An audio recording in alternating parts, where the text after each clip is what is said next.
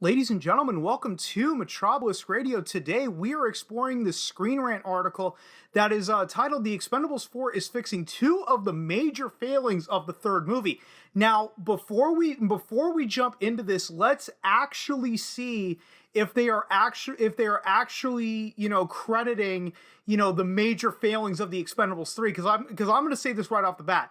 The Expendables 3 failed not just because it was rated PG-13. A lot of people like to point to it as at that to be the end-all be-all, but that's not the entire case.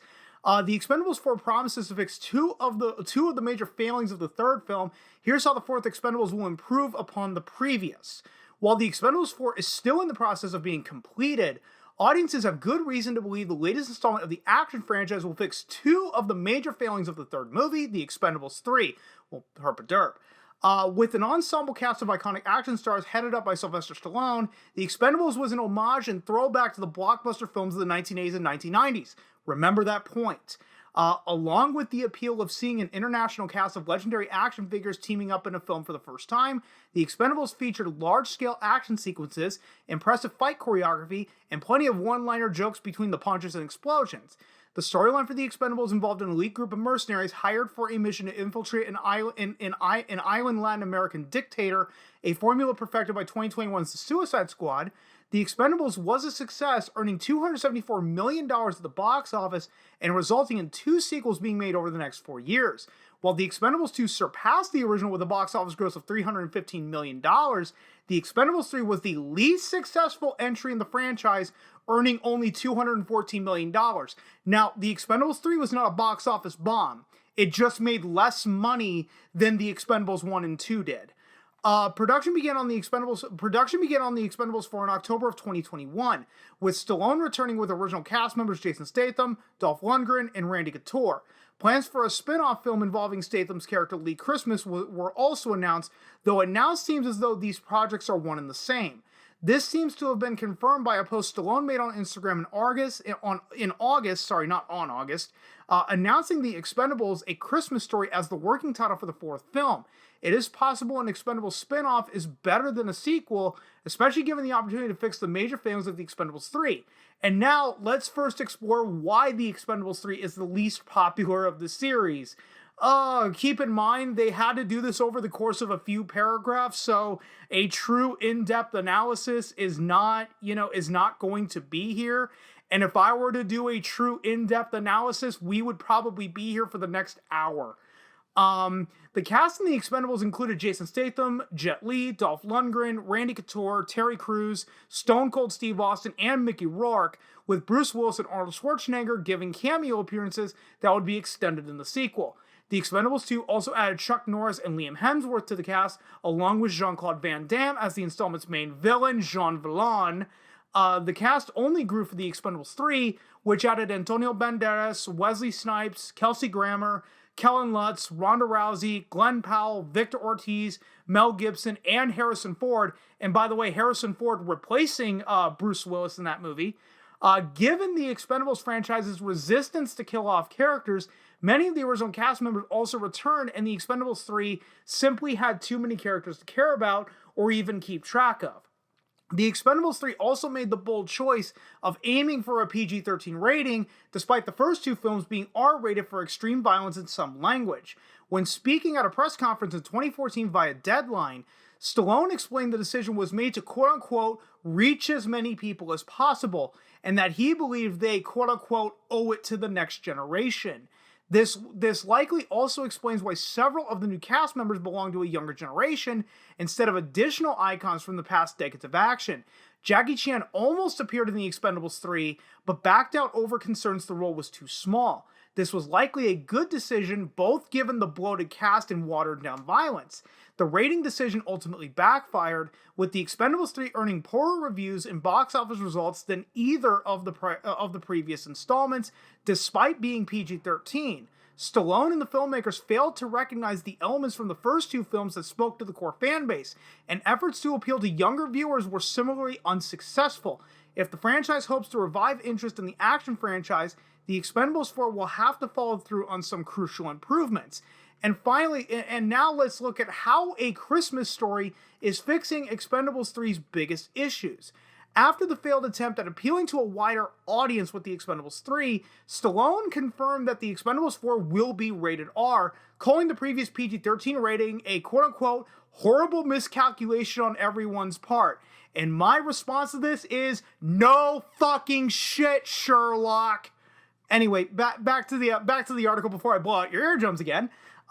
How extreme and graphic the action is in The Expendables 4 remains to be seen, though the success of Mad Max Fury Road and the John Wick franchise since the 2014 release of The Expendables 3 has done a lot to pave the way for successful violent films. The new cast members hint at a few ways The Expendables 4 could manage to innovate the series with impressive action. While The Expendables 4 is continuing the formula of adding new characters with each installment, it may have fixed a major problem with The Expendables 3 with less of the original cast returning.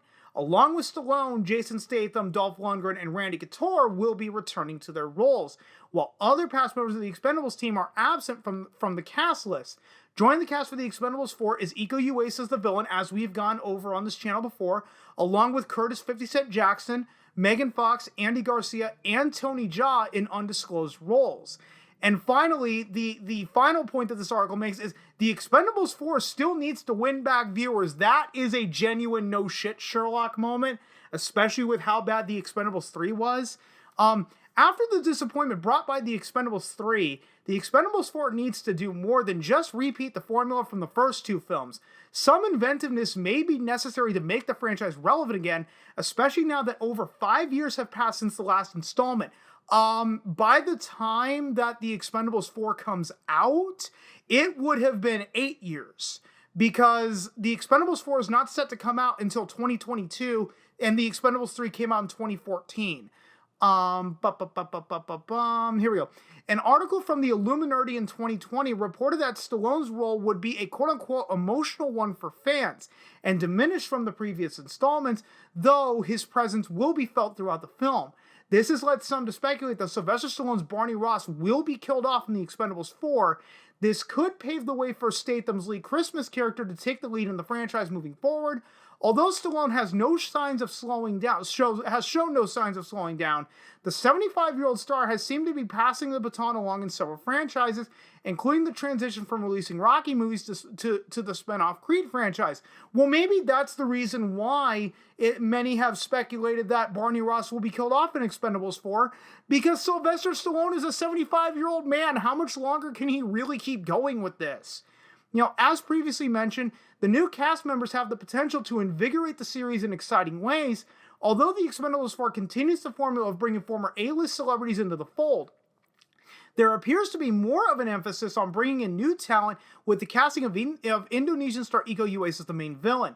This decision, along with the casting of Thai action legend Tony Jaa in an unspecified role, has led many to speculate The Expendables 4 may be a martial arts movie. Both Jaa and Uwais rose to fame with martial arts-driven films in their respective countries. The two also recently co-starred together in the martial arts film Triple Threat, along with The Expendables 2 villain Scott Adkins. Despite numerous attempts to cast Jaa and Uwais in Hollywood features, neither one has achieved the level of fame that they clearly deserve. If The Expendables 4 is able to capitalize on the potential of these two international stars, it would also give Statham an opportunity to utilize the skill set that helped make him an action star. Yes, for those that don't know, Jason Statham is a martial artist. You know, it's one of those unknown facts, but yes, he is. Yes, Jason Statham is a martial artist. Holds a couple of belts in a couple of forms. I believe one of them is jiu-jitsu, if I'm remembering correctly. As far as concerns that The Expendables 4 won't be violent enough, Ong Bak in The Raid Redemption may be further evidence that a martial arts movie would be a good way to avoid the mistakes of The Expendables 3. But see, here's the problem though. The biggest mistake that they're making with The Expendables 4 is one of the same that they made with The Expendables 3, and that is that they casted a bunch of younger actors and replaced all of the, action stars of the 1980s and 1990s. They even brought up in this article here, where was it? Here we go. The Expendables was an homage and throwback to the blockbuster films of the 1980s and 1990s.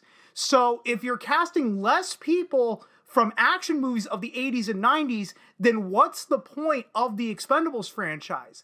And one of my YouTube commenters and I have been going back and forth quite a lot about the Expendables, and this person brought up a great point, that like why, about like why is Megan Fox even being cast? What can she bring to the table that someone like Cynthia Rothrock can't bring? It's not like Cynthia Rothrock ever retired.